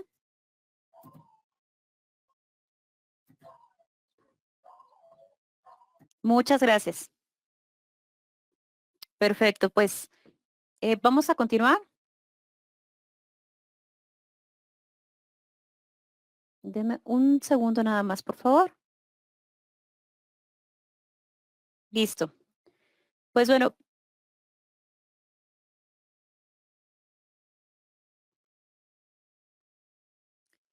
para dar inicio entonces a la segunda parte de esta sesión que preparamos para ustedes, pues me gustaría platicar con ustedes acerca de herramientas que agregan valor. Y son herramientas que seguramente para este momento ya cuentas dentro de tu sistema de Conta Aquí Contabilidad, pero que probablemente algunos de ustedes no conozcan, algunos de ustedes las hayan visto, pero siguen sin implementarlas dentro de sus procesos contables, pero también puede ser que sea la primera vez que las estés viendo y que también puedan ser de mucha utilidad para ti. Y bueno, ¿qué herramientas son las que vamos a revisar? Una de ellas es una herramienta muy valiosa que se llama el contabilizador. También vamos a revisar la importancia que tiene el tablero fiscal dentro de nuestra operación. Y por último, vamos a revisar Conta Aquí Decide. Conta Aquí Decide, que al final del día es una herramienta web que nos va a permitir ver información relevante dentro de nuestro sistema desde cualquier lugar. Y vamos a comenzar, entonces ya que me indican que nos pueden visualizar. Y lo que voy a hacer en este momento es mostrarles mi sistema de contabilidad. Ustedes me confirman, por favor, a través del panel de preguntas que puedan visualizar ya mi sistema. Muchas gracias, Carlos. Perfecto. Bueno, pues, ¿por dónde vamos a empezar? Lo primero que quiero comentarte es hablarte del contabilizador. Y me ayudaría mucho si a través del chat ustedes me comentan si hay quien ya lo conoce, quien ya lo utiliza. También por ahí nos van a estar apoyando mi compañero Joaquín Oropesa en la parte de preguntas que ustedes quieran estar poniendo en el chat para nosotros poder ir avanzando. Genaro me comenta no, aún no, me comenta Carolina sí, pero no lo utilizo. También Janet me comenta que sí lo conoce. Y algo muy importante, vamos a hacer un ejercicio para que ustedes conozcan y también puedan visualizar la utilidad que puede tener este contabilizador dentro de su día a día de trabajo. Vamos a iniciar y lo primero es, ¿dónde lo encontramos? Tenemos dos accesos. Tenemos dos accesos para poder localizar nosotros el contabilizador y algo importante que nosotros podemos visualizar dentro de, que nosotros podemos visualizar es que esta herramienta, lo primero que debemos de nosotros de considerar es esta herramienta como un beneficio con el que ya contamos. Si tú te encuentras ya dentro de la última versión, es un beneficio con el que en este momento tú ya cuentas, que tiene dos partes muy importantes. Por un lado, vas a poder tener una visualización, le digo yo, una visualización 360 de tus pólizas, donde vas a poder ver todos los documentos que están relacionados a ellas y también toda la información que se desprende de tus pólizas. También, también vas a poder con esto agilizar tu captura, ya que trae algunos asientos ya predefinidos y que ahorita también te voy a platicar cuál es el paso previo que tienes que hacer dentro de este proceso de contabilización. Les decía hace un momentito que tenemos dos formas de ingresar a ellos. Uno es a través del menú Pólizas, donde vamos a encontrar el submenú que se llama Contabilizar CFDI y nos vamos a la parte de Contabilizar CFDI. Ese es, digamos, el acceso largo. ¿Quieres el camino corto? Entonces nos encontramos en el cuarto icono de izquierda a derecha que se llama Contabilizar CFDI. Nosotros ingresamos a él y ahorita voy a hacer un ejercicio con una reposición de caja chica. La lógica para el resto de los asientos es exactamente la misma y te la voy a ir platicando poco a poco. Te voy a platicar también algunas de las ventajas que tiene el utilizar esta herramienta. Te decía hace un momentito que nosotros nos encontramos 10 asientos que ya están predefinidos. ¿Cuáles son esos asientos? Estos asientos son las reposiciones de caja, provisión de compra o gasto. También vamos a encontrar las devoluciones sobre compra, las provisiones de ventas. Podemos encontrar también el cobro a clientes y dos asientos importantes, el cobro a clientes vía REP y también el pago a proveedores vía REP. Todos estos vamos a decir que están predefinidos y algo importante es que yo los puedo configurar. Una gran ventaja que tiene el contabilizador es que te va a permitir contabilizar prácticamente a la medida. Se adapta fácilmente a tu forma de contabilizar y a cómo lo quieras hacer. Te voy explicando poco a poco. Yo aquí ya seleccioné el asiento que quiero realizar y de acuerdo a ello se van a desprender diferentes opciones. Voy a entrar en este apartado que se llama editar asiento. Esta edición de asiento me lleva a una ventana que voy a ampliar, que es, vamos a llamar, la configuración. Y es parte del paso previo que tienes que hacer antes de utilizar el contabilizador. Un dato importante, es un proceso que solamente vas a realizar en una sola ocasión, una vez que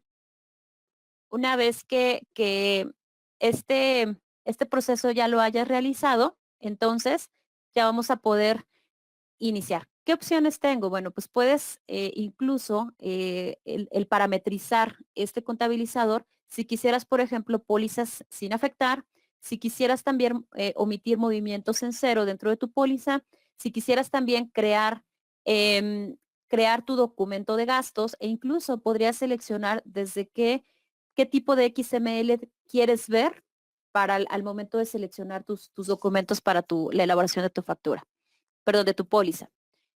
También puedes seleccionar la parte de la frecuencia, cómo quieres que se contabilice, si quieres una póliza para todos los XML, si quieres una póliza por día, si quisieras una póliza por RFC. También a partir de aquí pues se desprende el poder conocer cuál es la fecha con la que quieres tus documentos, si va a ser tu fecha de captura, la fecha que ya trae tu XML, el tipo de documento que quieres que se cree y también cuál va a ser el concepto. Y aquí vamos a poder determinar si quieres que sea el texto que tú estás capturando, la razón social, alguna referencia que tú previamente hayas asignado en tus documentos dentro del ADD o que pueda tomar esa información dentro de las observaciones que tú hayas agregado a los XML dentro del ADD. De esta manera lo que te quiero decir es que se adapta fácilmente a tu forma de contabilizar. Ya que tenemos parametrizada ese apartado, entonces también nosotros podemos ver y el paso más importante es que tú generes la estructura con la que quieres que se cree tu póliza. Es decir, la asignación de las cuentas contables que vas a afectar de acuerdo al asiento que tú hayas definido. Esto, te decía hace un momentito, tú lo generas por primera vez y de esta manera, cuando ya lo tienes configurado, ya está listo para usarse. Voy a cerrar este apartado de la configuración, puesto que yo ya tengo configurado este asiento y me regreso aquí. Aquí yo ya estoy, si puedes ver, este formato de contabilizadores CFDI es como tal o es prácticamente una pantalla igual al proceso de captura de tus pólizas. Con esto ya que seleccioné en este apartado donde dice asiento, voy a seleccionar el tipo de asiento que voy a realizar. Lo selecciono y enseguida por el tipo de asiento pues me va a habilitar el campo de cuenta bancaria, selecciono mi cuenta bancaria y a partir de aquí yo empiezo a seleccionar los CFDIs que voy a asociar a esta póliza.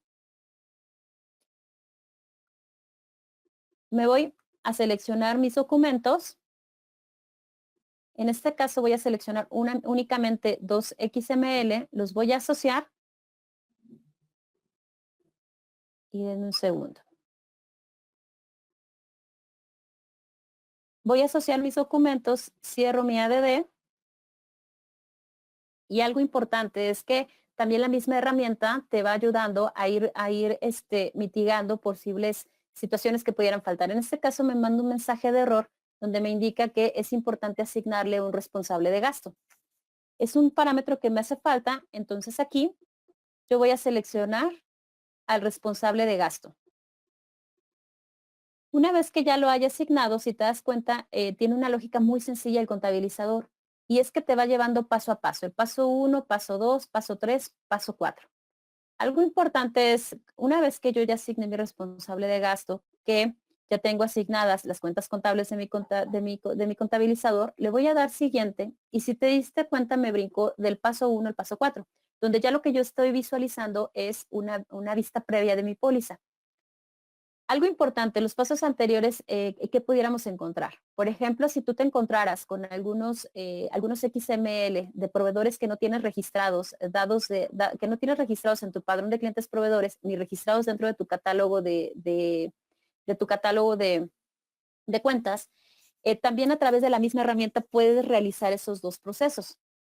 También puedes hacer algunas asignaciones si fuera necesario y a partir de ahí son, digamos, los pasos que tú tendrías que realizar. En este caso y de acuerdo al ejercicio, yo ya tengo dados de alto a mis proveedores, de modo que una vez que yo seleccione el tipo de asiento, los FDIs que voy a relacionar, entonces me manda directo ya a una vista previa de la póliza. Cuando yo me encuentro aquí, el siguiente proceso que yo realizo es generar la póliza. Inmediatamente me indica también, porque yo así lo seleccioné dentro de la configuración de mi asiento, que yo quería que se generara mi documento de gasto. Me indica aquí que ya se generó y que si yo deseo visualizarlo, yo en este momento podría visualizar ese documento. Lo voy a cerrar y listo. Ya a partir de aquí creé mi póliza, asocié documentos y además también creé el documento de gasto. Voy a cerrar y te decía que hace un momentito que otro de los beneficios que tiene esta versión es que si tú entras a tu listado de pólizas, yo quiero visualizar la última póliza que creé. Es esta la póliza que yo acabo de crear, la 122. Voy a abrir mi póliza y te decía hace un momentito, ya esta versión te permite una visión, más que la redundancia 360, porque te permite dentro de la póliza que acabo de abrir, el que tú puedas ver los documentos seleccionados, que puedas ver los documentos bancarios, que puedas ver también los movimientos que se asociaron a proveedor y también incluso el desglose de IVA causado. De esta manera tú puedes estar visualizando la información de tus pólizas sin que tengas que estar entrando a diferentes apartados para poder consultar esa información. Ahora bien, en esta parte, me gustaría antes de continuar que me pudieran indicar si para ustedes fue claro el proceso del contabilizador. Me gustaría que te quedaras con dos ideas fundamentales de este paso. Uno, eh, esta herramienta te va a ayudar con los 10 asientos que ya tiene predeterminados con la mayor parte de la carga de tu operación. De hecho, están determinados de esa manera. Y por supuesto funciona únicamente con la información que se extrae de los XML. Otro gran beneficio de esta parte es que lo que te permite es la información a partir de que ya es digital, vamos a llamarlo a partir de que ya tienes tu factura electrónica, la información se va transformando, no necesita ser retrabajada. Esa es una de las grandes ventajas que te ofrece el contabilizador, que información que ya está capturada, la pasas al contabilizador, la transformas y lo que tú terminas es con una póliza. Después esa información pues se procesará y pasará a otro proceso. Pero justamente lo que busca es ahorrarnos la captura.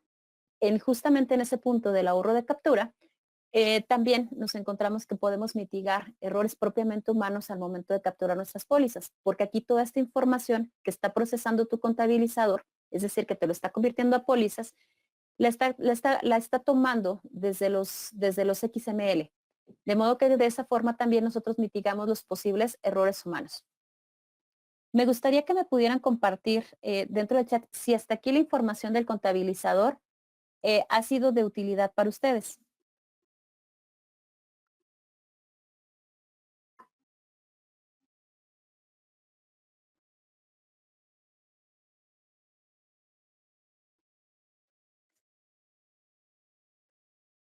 Ok.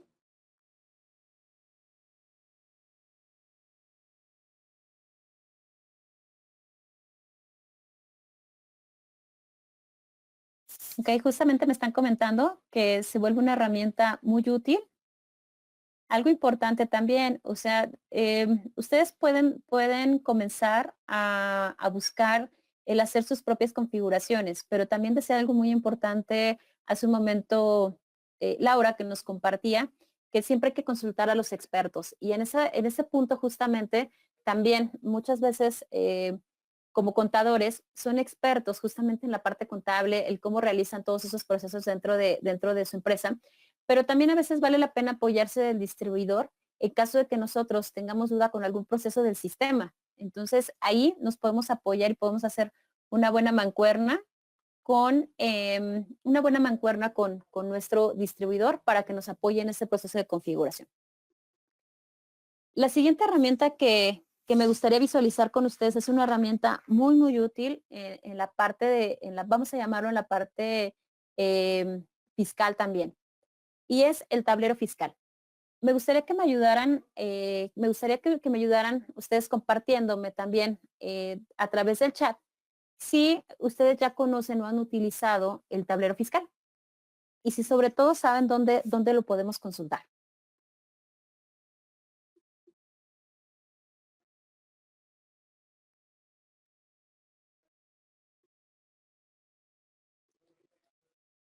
Por acá me dicen que no, que me dicen algunos que no lo han utilizado, que tampoco saben dónde. Fíjense que algo muy interesante, seguramente se han dado cuenta ustedes que al abrir su sistema, inmediatamente se abre una pantalla que te abre y te muestra un gráfico incluso. Y esa pantalla generalmente nosotros la cerramos por default. Esa pantalla justamente es nuestro tablero fiscal. Pero bueno, ya que una vez que lo cerramos, nosotros podemos encontrar nuestro tablero fiscal en el menú empresa y tenemos la opción o el submenú que se llama tablero fiscal. Este tablero fiscal se compone de 4 módulos que nos van a ayudar muchísimo a tener una visualización de nuestra información. Algo importante también es que, como seguramente ustedes ya es algo que tienen claro, es que a partir prácticamente de la contabilidad electrónica, de la factura electrónica, el proceso de vigilancia de la autoridad, siempre decimos un mundo nos vigila. A partir de que ya tenemos esos procesos electrónicos, esos procesos electrónicos que ya los implementó la autoridad, la vigilancia se vuelve con lupa. Entonces, en ese sentido, ¿cuál es nuestra propuesta con este tipo de herramientas? Que estas herramientas sean para ti, te permitan ese nivel de visualización de la información como la visualiza el SAT. Es decir, que tú tengas la certeza de que la información que tú estás entregando cuente con todos los criterios también que te pide la autoridad y que en determinado momento puedas tú tener una visualización a tiempo de aquella información o aquellas inconsistencias dentro de tu información que el SAT pudiera estar viendo y tú no. Entonces, justamente para eso nos apoyan mucho estas herramientas, porque también nos van a ayudar a prevenirnos de ser sujetos de multas o sanciones que el SAT sí esté viendo y que nosotros no. Y que como nos lo comentó hace un momentito Laura, la realidad es de que muchas de ellas se pueden derivar a ya querellas que pasan de lo fiscal a lo penal. Entonces aquí se vuelve muy importante nosotros tener ese mismo nivel de visibilidad de la información que en este momento tiene la autoridad sobre nosotros. ¿De qué módulo se compone este tablero fiscal? Se compone de 4 módulos. Uno de ellos es la determinación de IVA, que nos lo va a mostrar de la siguiente manera. Va a ser un aproximado de determinación de IVA que va a realizar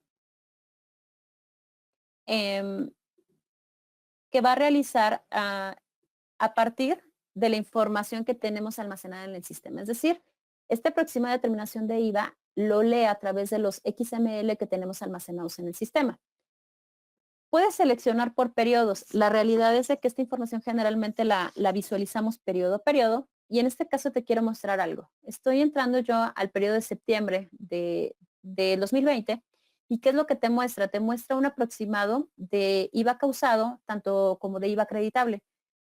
Ambos te los divide o te los segmenta como cuáles fueron al contado y cuáles pudieran haber sido vía REP. Y te muestra además un gráfico. El gráfico te sirve mucho como, por ejemplo, si quisieras ver varios periodos a la vez. Algo importante también es que te va a permitir, al darle clic sobre los importes del IVA, tanto causado como acreditable, es que tú puedas visualizar los XML que te están acumulando ese importe. Por ejemplo, yo aquí le acabo de dar clic y me manda en este caso únicamente 2 XML, que son los que me están generando ese importe que estoy visualizando. Voy a cerrar por acá. Lo mismo pasaría si yo tuviera en este momento un importe en IVA acreditable, podría igualmente visualizar esa información. Entonces, de esta manera tú puedes tener también claridad de un aproximado, como te decía hace un momentito, del IVA que tendrías que pagar durante ese periodo. El siguiente módulo es un módulo que te va a ser de mucha utilidad si tú te encuentras dentro del régimen general de ley, ya que también aquí en este módulo nos permite ver una visualización informativa acerca del ISR de pagos provisionales. Desde aquí yo puedo ver este documento, lo puedo visualizar por periodos, pero también algo importante, si tú le das clic en el botón muestra, te vas a dar cuenta que hay algunos rubros que se encuentran en amarillo y son rubros que están disponibles, digamos, para tu captura, porque son como tal rubros que no calcula el sistema. Si tú editas los importes que se encuentran, o capturas, mejor dicho, los importes que se encuentran en los rubros en amarillo, puedes darle calcular y te realizará ese cálculo de acuerdo a los importes que tú realizaste. Entonces, de esta manera también te permite tener una visualización sobre tus pagos provisionales de ISR. Otro módulo con el que se compone este tablero fiscal es algo muy importante y que fue como de las últimas obligaciones que tenemos como contribuyentes. Y es justamente hacer la validación de nuestras pólizas con la asociación correspondiente del REP. Así también como el tema de que sí existe una combinación adecuada entre el método y la forma de pago. En este sentido, ¿qué es lo que realiza la aplicación? La aplicación realiza algunas validaciones de la forma de pago con las condiciones en las que se encuentra. ¿Qué identifica aquí? Identifica aquellas facturas que fueron pagadas, es decir, que se encuentran asociadas a pólizas que se encuentran como de ingreso o egreso y que en todo caso pues acumulan movimientos a la cuenta de flujo. En ese sentido, hace validaciones, te decía, de la forma de pago, cuando nos habla de que es igual a 99, que es decir, cuando hablamos de forma de pago por definir, que se entendería que se le va a asociar un REP. Entonces nos empieza a indicar si el REP fue asociado ya dentro del plazo, si está fuera del plazo, si nosotros la pagamos sin haberle asociado un REP, también como si no se encuentra pagada. Y algo muy importante es que también nos puede hablar de algo que podría caer en un supuesto de doble tributación. Cuando nosotros, por ejemplo, tenemos una forma de pago diferente a 99 que haría referencia, en este caso a que fue pagada con tarjeta, con transferencia, etcétera, pero que además nosotros le asociamos un REP. Entonces aquí también entraríamos en algo que pudiera ser la doble tributación. ¿Cómo funciona en cualquiera de las validaciones que les acabo de comentar? Pues que nos indicaría en esta empresa, por ejemplo, yo no tengo ningún comprobante, pero podría ser que tuviera algún comprobante. Aquí me indicaría si son 1, 2, 3, 4, 5 o la cantidad de comprobantes que sean. Y también me indicaría cuál es el importe, el acumulado de esos documentos y que está representando y que cae dentro de estas validaciones. Entonces, esta parte es muy, muy importante para nosotros también tener control acerca de el REP y la asociación del REP dentro de nuestras pólizas. Ahora, otro módulo que yo le llamo el módulo de protección es el módulo de los EFOS. ¿Qué es un EFO? Son empresas que facturan operaciones simuladas. Eso nos platicó un poquito al respecto. ¿Y qué hace la aplicación? Algo importante que hace la aplicación es que está actualizando ese listado que ya tiene definida la autoridad de empresas que tiene identificadas como EFOS. Cuando tú le das, yo le di clic ahorita en EFOS, inmediatamente me avisa el sistema, oye, hay una nueva actualización de este listado. ¿Deseas descargarlo o actualizar esta información? Te voy a decir que sí. Inmediatamente está obteniendo los datos. ¿Qué hace también en este sentido? Lo que está haciendo es una validación de los RFCs que se encuentran en ese listado contra los RFCs que nosotros tenemos o los RFCs de los documentos que tenemos almacenados dentro de nuestro administrador de documentos digitales. ¿Qué está haciendo? Está haciendo justamente esa validación. Ahorita lo que está haciendo es justamente actualizar ese listado.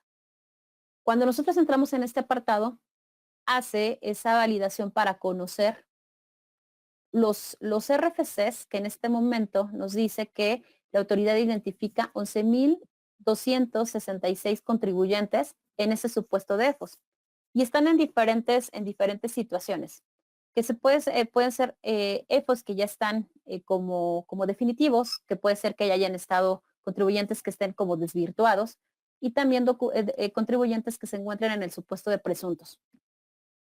También te puede indicar aquí, por ejemplo, cuáles están relacionados a mi empresa.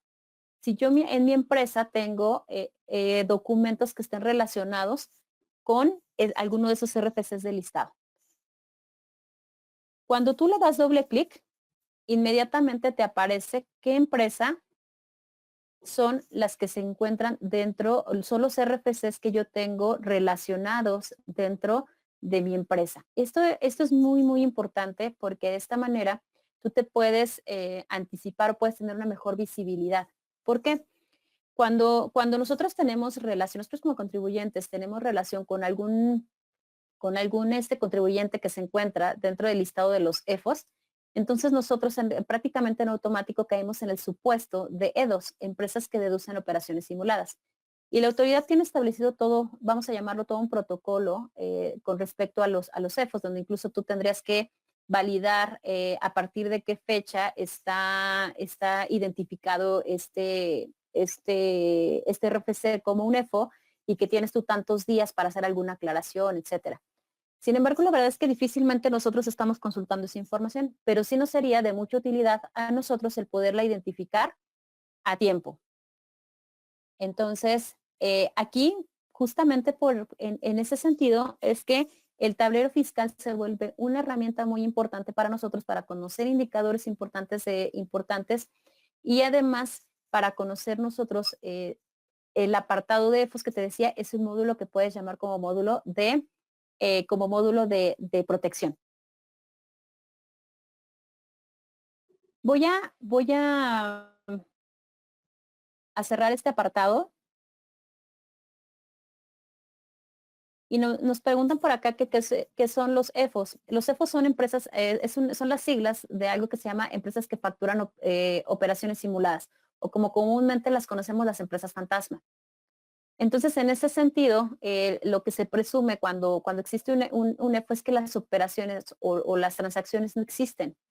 En ese sentido, quien también tiene relación cae en el supuesto de dedo que se les decía hace un momentito, empresas que deducen operaciones simuladas y en cualquiera de los dos casos se puede ser sujeto a una multa o sanción. Por eso se vuelve muy importante el nosotros tener visibilidad de esa información. Les decía hace un momentito, el tema, por ejemplo, de los otros tres rubros, como la determinación de IVA, los pagos provisionales de ISR, como del tema de las pólizas con las validaciones de pólizas versus REP, en realidad digamos que es información que queda de nuestra cancha, porque nosotros podemos a lo mejor trabajar muy bien para poder identificar que toda esa información es correcta. Pero no así, por ejemplo, en el caso de los EFOS, porque difícilmente nosotros podríamos conocer si las empresas con las que nosotros tenemos relaciones comerciales son o están dentro de ese supuesto.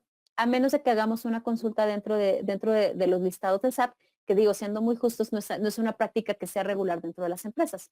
Entonces, justamente por eso este tablero fiscal te puede ayudar muchísimo en toda esta parte. Entonces, voy a cerrar en esta parte y voy a pasar entonces, ahora que ya conocen estas herramientas, voy a pasar ahora a que conozcan la tercera herramienta que tenemos disponible para ustedes.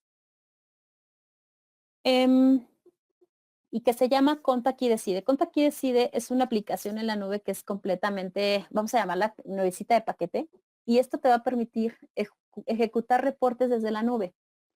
¿Cómo lo hacen? Quiero platicarte un poquito de ello. Y es que lo primero que tienes que saber de Conta Aquí Decide es que enhorabuena. Seguramente tú ya en este momento dentro de tus sistemas que se encuentran en licenciamiento anual, esto es muy importante comentarlo. Si tu sistema de Conta Aquí Contabilidad se encuentra en un licenciamiento anual, seguramente te está apareciendo una ventanita como esta al momento que inicias tu aplicación.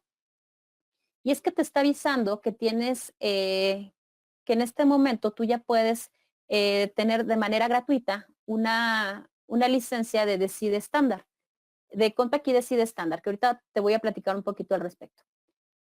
La puedes obtener completamente de manera gratuita y esto lo puedes canjear, así se llama ese proceso, canjear con tu distribuidor, con el distribuidor que te está atendiendo en este momento. Él te puede apoyar para canjear esta licencia.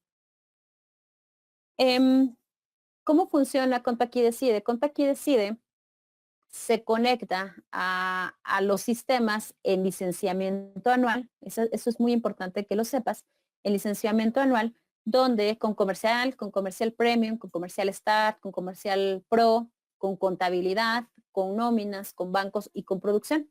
Con cualquiera de esos sistemas, si tú tienes alguno de esos sistemas en licenciamiento anual, tienes derecho a un usuario de Conta Aquí Decide de cada uno de los sistemas que se encuentran en licenciamiento anual. ¿Qué se decide? Se conecta a los sistemas a través de un conector que se llama ContaKeySync y nos va a permitir extraer información que ContaKey Decide va a convertir en indicadores de interés para ti. Algo también muy valioso de esta aplicación es que la información la vas a poder tener disponible en cualquier dispositivo móvil. Puede ser desde tu laptop, pero también, te decía, desde dispositivos móviles como celulares, como iPads, como tablets, que te van a permitir tener esa visualización de la información prácticamente desde donde te encuentres y con la herramienta con la que cuentes en ese momento. Me voy a ir a la parte de Conta Aquí Decide. ¿Me ayudan por favor a validar que puedan visualizar mi pantalla?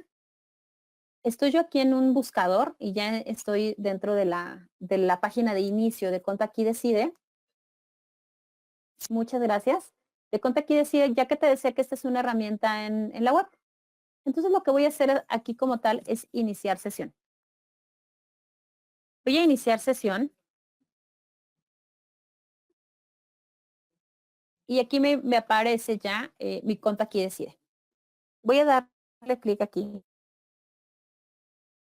Y de esta manera lo que yo puedo, te voy a platicar un poquito de la herramienta, porque te decía hace un momentito que Conta Aquí Decide es compatible con el sistema de bancos, de comercial pro, de contabilidad, nóminas y producción. En ese sentido, ¿qué quiere decir? Que si tú tuvieras más de un sistema con nosotros, además de tener acceso a un usuario por cada uno de tus licenciamientos anuales, también tendrías acceso a las empresas que tú registres dentro de esta plataforma. ¿Qué quiere decir? Voy a entrar aquí para seguir el tema de contabilidad. Voy a entrar a un dashboard. Todos los sistemas tienen dashboard donde nos va a permitir una vista rápida de los indicadores principales. Yo aquí estoy ingresando a mi dashboard de Conta Aquí Contabilidad. ¿Y qué información es la que me va a arrojar? La que me va a arrojar es, por ejemplo, información que yo tenga almacenada dentro de mi sistema, tanto de ingresos como egresos, por periodo. También yo pudiera ver información de los XML emitidos y asociados y aquellos que no están asociados. Recuerden que también esto es parte de nuestras obligaciones, que todos nuestros XML se encuentran asociados a una póliza. También aquellos que no se encuentran, aquellos XML que están asociados o no, cuántos son por periodo, cuáles están asociados y cuáles no. También nos va a permitir visualizar, por ejemplo, los ingresos dentro de un gráfico como vista amigable de los ingresos que se han tenido en los últimos 3 años, así también como de los egresos que se han tenido en los últimos 3 años. También incluso me permitiría ver una aproximada determinación de IVA por periodo de acuerdo a la información que tengo en los XML que tengo en mi ADD, igual también como de los CEFOs relacionados a la empresa. Eso sería como mi dashboard, como los indicadores principales, pero también podría incluso visualizar mis estados financieros, podría visualizar, por ejemplo, mi balance general a 12 periodos.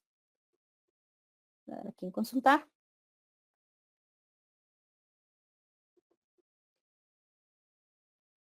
Y podría ver algunos otros reportes que ya están predefinidos dentro de esta aplicación. Aquí, como puedes ver, ya estamos viendo mi balance a 12 periodos. Claramente por cada uno de los sistemas son diferentes, todos cuentan con un dashboard, pero también te generan reportes que ya están diseñados por parte de la aplicación. Las grandes ventajas que tienes con esto es que te permiten movilidad, te permiten visualización de la información y te permiten inmediatez en la información. De modo que con esto lo que buscamos es que el sistema que tú tienes, es decir, tu sistema de Conto Aquí, se vuelva un sistema integral para ti, que te permita además que no se vuelva únicamente un sistema que te ayude con tu proceso de captura y que te ayude con el cumplimiento de tus obligaciones fiscales, es decir, con la entrega de la contabilidad electrónica, sino que también sea un sistema que te permita tener visibilidad, análisis de la información, indicadores importantes para ti y como tal un sistema de 5 estrellas para ti. Ahora bien, me gustaría que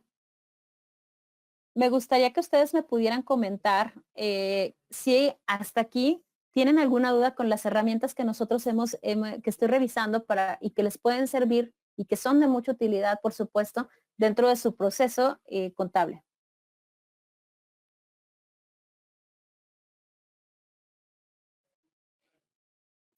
Me preguntan por aquí, oye, ¿qué pasa, por ejemplo, con los de licenciamiento tradicional?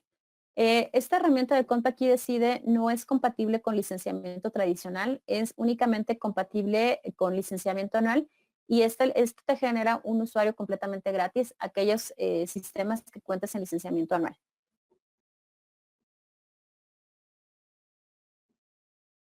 Nos comenta Oscar, herramientas muy útiles y hasta necesarias definitivamente, por supuesto. Sobre todo, por ejemplo, para que este tipo de herramientas también te permiten visibilidad, te ahorran mucho tiempo porque incluso los puedes ya utilizar, por ejemplo, Decide como un generador de reportes ya hecho, donde también mitigas el tema de estar generando información que necesitas a lo mejor para el área, para el líder de área, el jefe de departamento, o que incluso para ti tener un mejor control del proceso contable.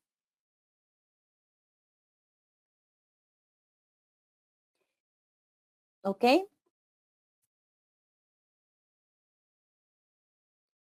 Algo importante es, y que es parte como de la promesa que nosotros tenemos, con nuestros usuarios, es justamente el poder ofrecerles herramientas, como te decía al inicio, herramientas que te agregan valor. El tema de Conta Aquí Decide te permite una versión gratuita dentro de tus licenciamientos anuales que le llamamos una versión de Decide estándar. También tenemos una versión de Decide que es una versión más robusta, es decir, que incluye más reportes que pueden estar a tu alcance y esa es una versión con costo y valdría mucho la pena que conocieras la herramienta para que puedas visualizar si necesitas también una herramienta que sea más robusta como Decide Plus y que puedas también conocer, pedir alguna propuesta económica con tu distribuidor. Pero en este momento, como tu mismo sistema te lo indica y ya te empieza a aparecer esa pantallita, es que ya tienes disponible esa versión y puedes empezar a hacer uso de esa licencia.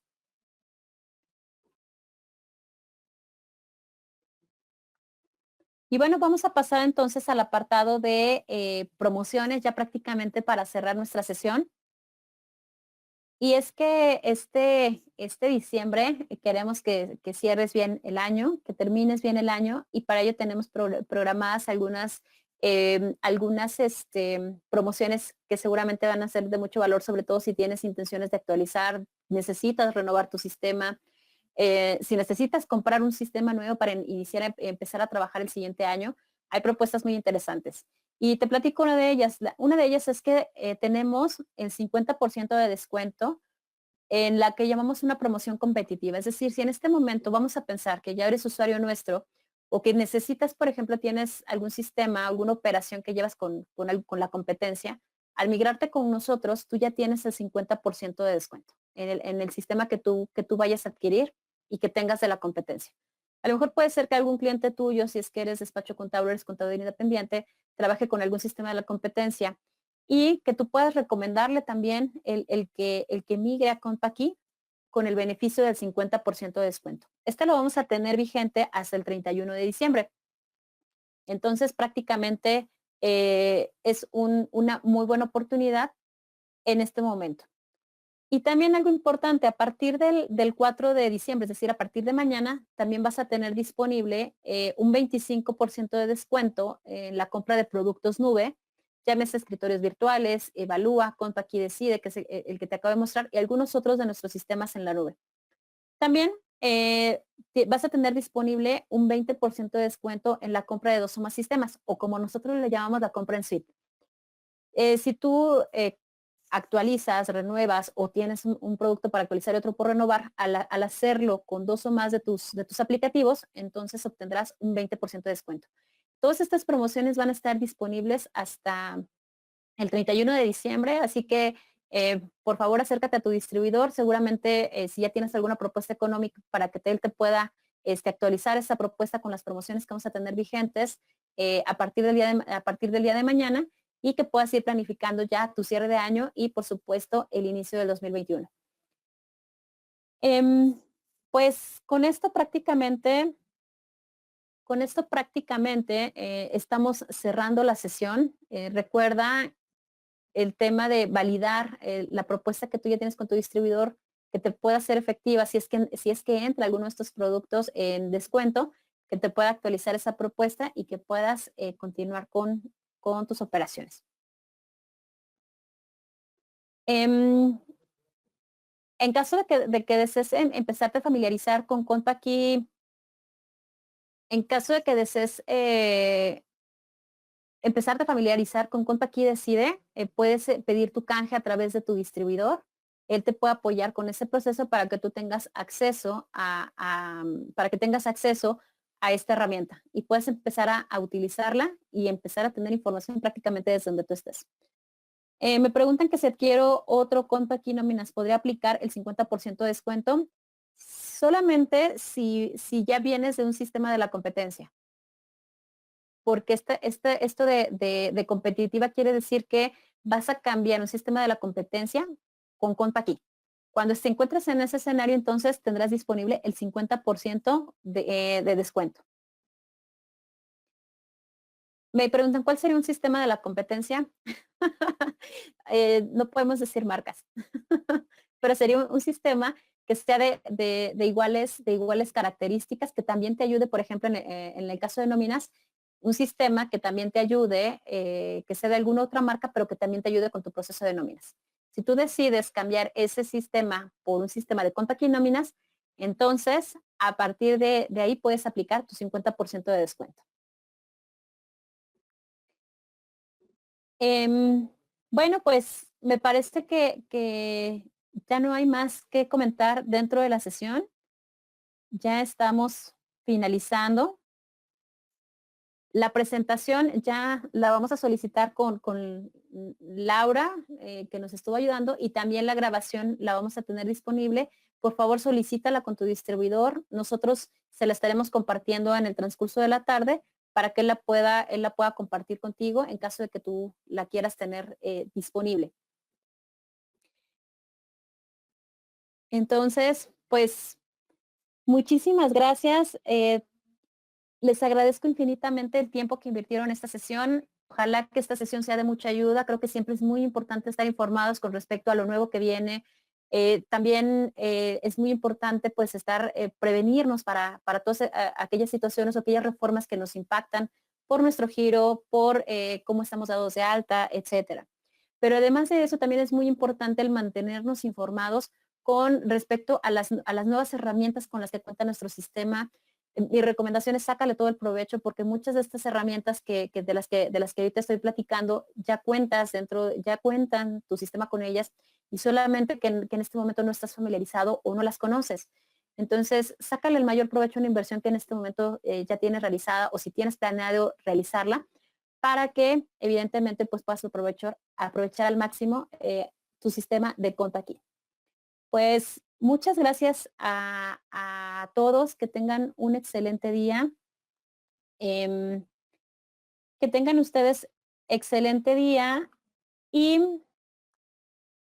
les mando un fuerte abrazo. Ya es temporada de diciembre. Si es que ya no nos alcanzamos a escuchar en lo que resta del año, pues les deseo felices fiestas, un fuerte abrazo, y que este 2021 traiga muchas bendiciones para ustedes.